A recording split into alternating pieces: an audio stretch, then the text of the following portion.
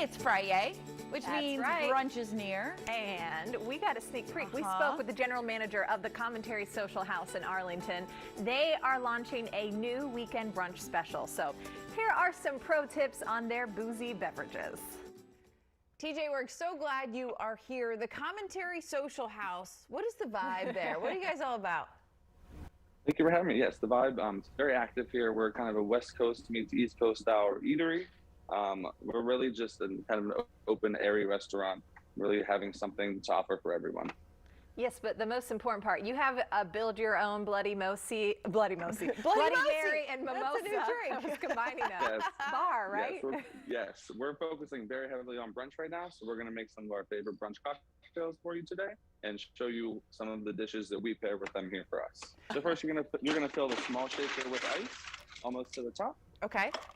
Next, you're gonna add your vodka. I gave you regular vodka and also a cucumber vodka, which really brightens up the drink, but you can really use any type of vodka you'd like. You can also use a pepper vodka or even a citrus vodka to really lighten it up. So you're gonna pour 2 ounces of vodka into the taller side of the jigger that you have. Oh. It's nice to pour it right over top of the ice, just in case there's any spillage. I forgot the jigger. I won't fill it that much then. I'm using the cucumber vodka. It's a very good choice. That's my favorite choice as well. Next, depending on your spice level that you prefer, add some hot sauce or really any kind of spices of your choice. Some people like it extra spicy and some don't. So it's really whatever you're feeling. Like a little kick there. Okay. Next, something I always recommend is a fresh squeeze of a lime wedge. It really just adds some brightness to the cocktail and really marries the flavors together. So you're gonna pour the Bloody Mary mix.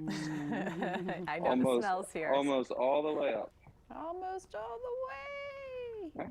You're welcome to rim the edge of the glass with any kind of salt, spices. One thing that we like to use is Old Bay, just because we're in the DMV. Everyone loves Old Bay.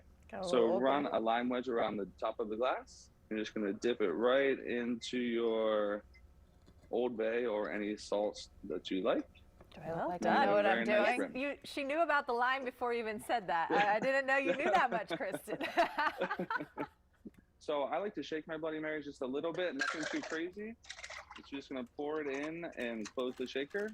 Give it a nice little tap so it's secure. A quick shake. So you're just gonna slowly pour it into your glass without wet the rim. And you want to leave about a half to a quarter inch on top just for your garnish. You always want to garnish with some fresh lime, and then also the actual fun garnishes themselves. So we have some pickled vegetables, which is a quick pickle that we do in-house here. If you're going to do them at home, it's very easy. You just want to do them about 48 hours in advance of when you're going to use them so they have the chance to develop their flavors. But if you don't have time to do that, you can also, in any of your specialty stores or grocery stores, buy already pickled vegetables. So you can really choose anything you like. We're using a cherry tomato, cucumber, squash, and green bean that have been pickled for about 72 hours. But you're also welcome to use bacon, beef jerky that we have here as well. You can throw that in. And I also gave you some shrimp that you can dip in as well. I like to think of the Bloody Mary as kind of an appetizer almost, because you really have all these crispy, crunchy vegetables that you can just dip in and wait for your main course to come out. Well done. Thanks. Cheers. All right, I'm going to enjoy this. It's your turn, Ellen. Okay. All right. What do we do for the mimosas, TJ? Delicious. Next up for the mimosas. So really, you can use any kind of juices, purees, or syrups that you like. I prefer to use purees and syrups because they're going to have less liquid and more flavor, and they don't really water down the beverage. So what you're going to do is take your champagne flute, grab whichever syrup or puree that you like. I'm going to go with blueberry. And what you're going to do is pour at least a half ounce of the puree into the bottom of the glass. You can do more depending on how much flavor you'd like to impart to it. Is that a half ounce? And one thing that to be aware of is if you just pour the champagne right into the glass, you could overflow with the carbonation. So one trick that we do is you just use the bar spoon that I provided with the swizzle stick, and you're gonna slowly pour the champagne down the swizzle stick. And that's gonna help you to kind of mix the flavors and also help prevent the overflow of the bubbles. Let's see. And it's also just something fun for people to watch. Right down the stick. Look at that. Oh, Right that's down pretty. the stick. Can you do it up high? Look at that. All the way to the top or no? Wait. Wait until the bubbles go down. It depends on how thick your syrups or purees are going to be. But it's nice to go nice and slowly so that you don't end up with bubbles all over the table or yourself. That's a nice trick. Yeah, never heard that trick before. I like that.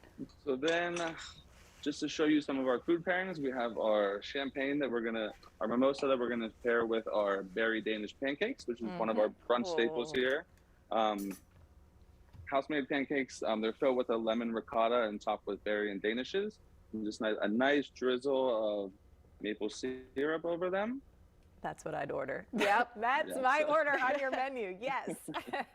And then with the Bloody Mary, we're pairing some of our savory options. We have our chicken and waffles, Okay, which that's is my a huge order. hit, and something a little more fresh, the crab avocado toast, which will both pair very nicely with our Bloody Mary, and kind of the salty, savory feeling that you're going for. All right, TJ, Yeah. you said your restaurant is for everybody. You've got mine with Yes. the chicken and waffles. I mean, this is And the perfect for sweets Ellen and over I. here. Yeah.